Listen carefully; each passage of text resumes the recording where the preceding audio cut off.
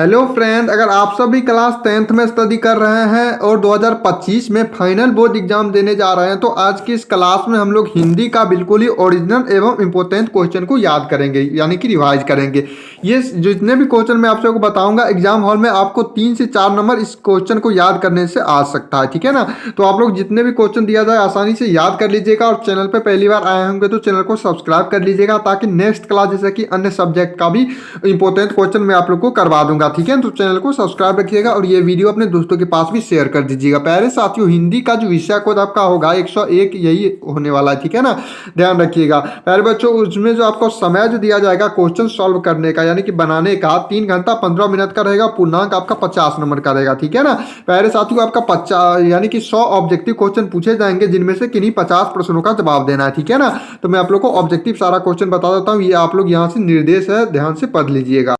हाँ, तो देख लीजिए एग्जाम हॉल में कुछ इसी प्रकार का क्वेश्चन और ऑप्शन दिया रहेगा। सारे ऑप्शन को ध्यान से पढ़ के तभी एग्जाम हॉल में टिक लगाइएगा। देख लीजिए, पहला क्वेश्चन पूछा जाएगा आपके पास, डॉक्टर अंबेडकर के अनुसार बेरोजगारी का प्रमुख कारक क्या है। ऑप्शन सुनिएगा, पहला है अशिक्षा, जाति प्रथा, जनसंख्या और दहेज। तो इसका सही आंसर हो जाएगा आपका जाति प्रथा। बी नंबर ऑप्शन ए का सही जवाब हो जाएगा, ठीक है ना। सारे क्वेश्चन का बिना ऑप्शन का टिक नहीं लगाना है, ठीक है ना, नहीं तो आपका गलत हो सकता है। देखिए, नलिन विलोचन शर्मा का जन्म कब हुआ था। प्यारे बच्चों, ये आपका ऑप्शन रहा 8 फरवरी 1926 ईस्वी में, 8 फरवरी 1916 ईस्वी में, 18 फरवरी 1917 ईस्वी में और 18 फरवरी 1906 ईस्वी में। तो इसका जो सही आंसर आ जाएगा आपका बी नंबर आ जाएगा। कौन? तो 18 फरवरी 1916 ईस्वी में नलिन विलोचन शर्मा जी का जन्म हुआ था। काफी इंपॉर्टेंट क्वेश्चन है, याद जरूर रखिएगा, ठीक है ना। ये वीडियो अपने दोस्तों के पास भी शेयर कर दीजिए ताकि उनका भी हेल्प हो सके। चलिए अगला क्वेश्चन देखेंगे। क्वेश्चन कहता है, भारत से हम क्या सीखे शीर्षक पाठ के साहित्य की कौन सी विद्या है। ऑप्शन सुनिएगा, आपके पास है कहानी,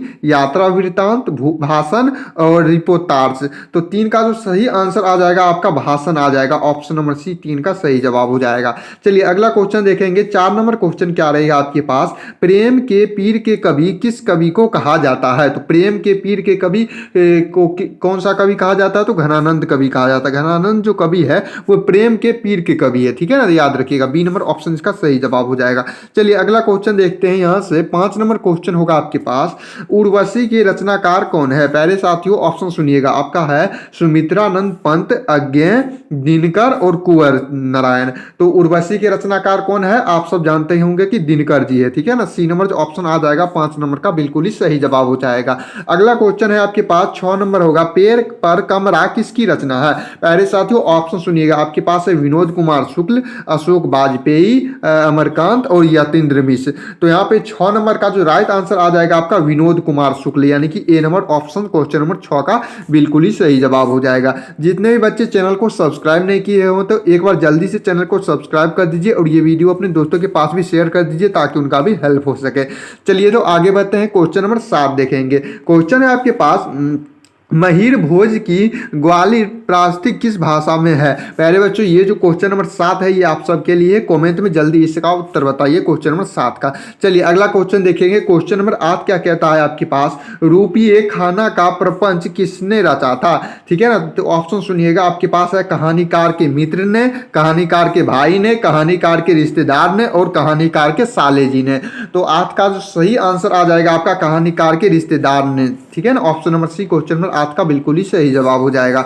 चलिए आगे बढ़ते हैं। क्वेश्चन नंबर 9 देखिएगा, काफी इजी क्वेश्चन है और इंपोर्टेंट क्वेश्चन है, ठीक है ना। ये सारे क्वेश्चन अच्छे से याद ही रहना चाहिए आप सबको। क्वेश्चन नंबर 9 क्या है, घनानंद की भाषा क्या है। ऑप्शन सुनिएगा, आपके पास अवधी है, ब्रज भाषा है, प्राकृत है और पाली है। प्यारे साथियों, 9 का जो राइट आंसर आ जाएगा आपका आ जाएगा ब्रज भाषा। ऑप्शन नंबर बी जो आ जाएगा क्वेश्चन नंबर 9 का सही जवाब हो जाएगा।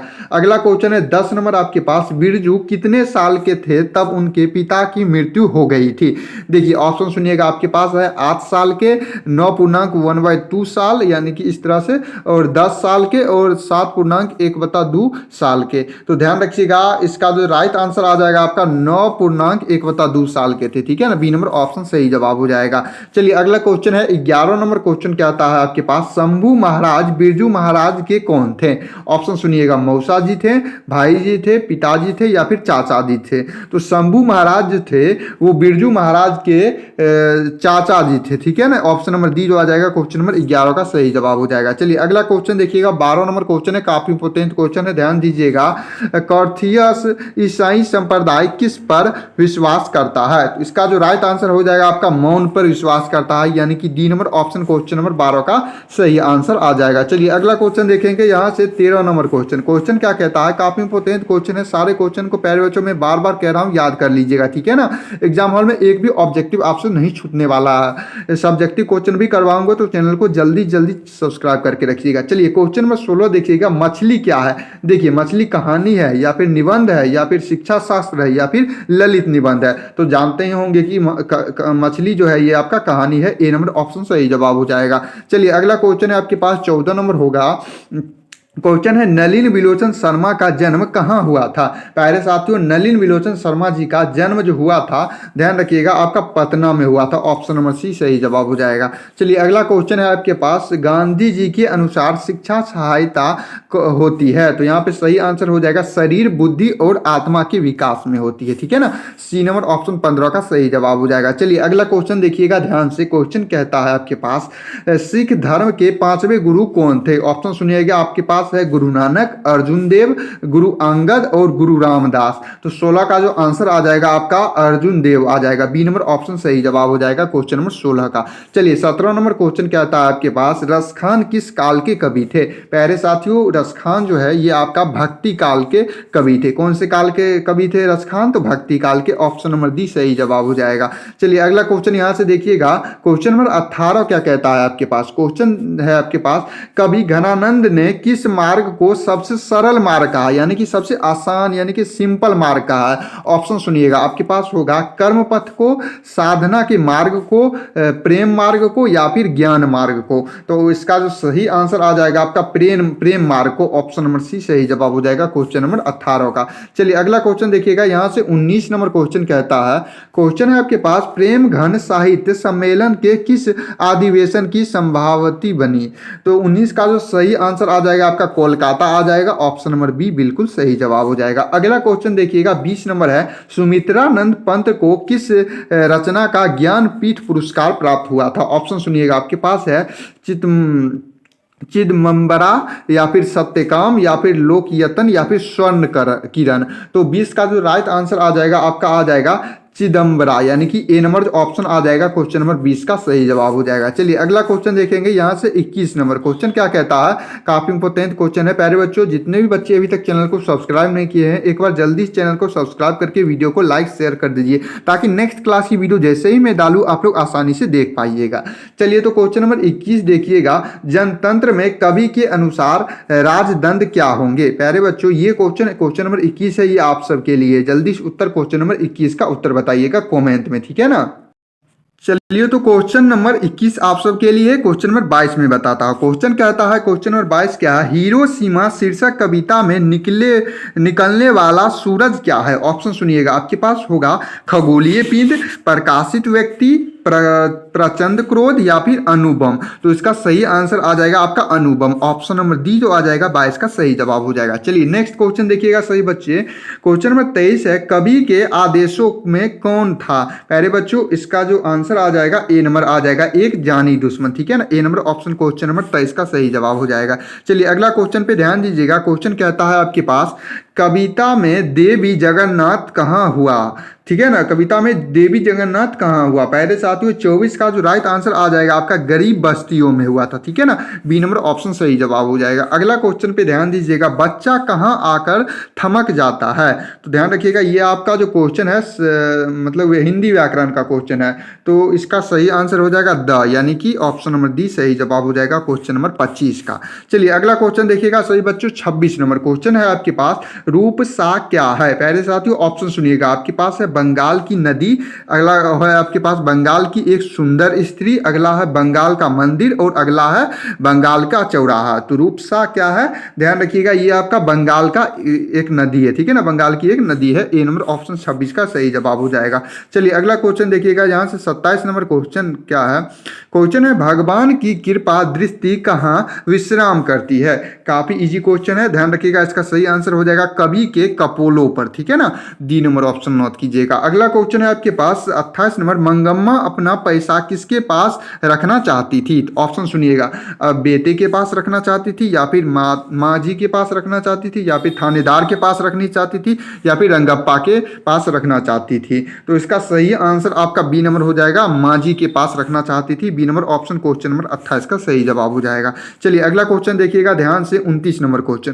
क्वेश्चन है आपके पास, मछली शीर्षक कहानी किस कहानी संग्रह से ली गई है। ऑप्शन है आपके पास, कमरे पर पेड़ का कमरा, महाविद्यालय, शहर अब भी संभावना है, या फिर थोड़ी सी जगह है। तो 29 का जो राइट आंसर आ जाएगा आपका बी नंबर हो जाएगा, महाविद्यालय।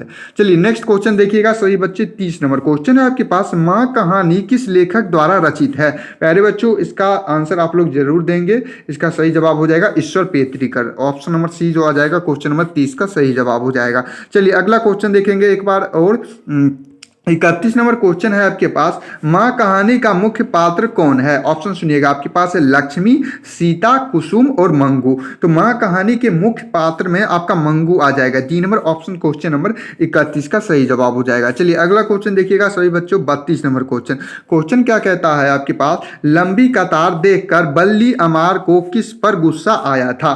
तो 32 का जो राइट आंसर आ जाएगा आपका बी नंबर आ जाएगा, मृत पति पर, ठीक है ना। अगला क्वेश्चन है आपके पास 33 नगर कहानी किस भाषा से अनुदित है। पहले साथियों ऑप्शन है आपके पास, उड़िया, तमिल, गुजराती और कन्नड़।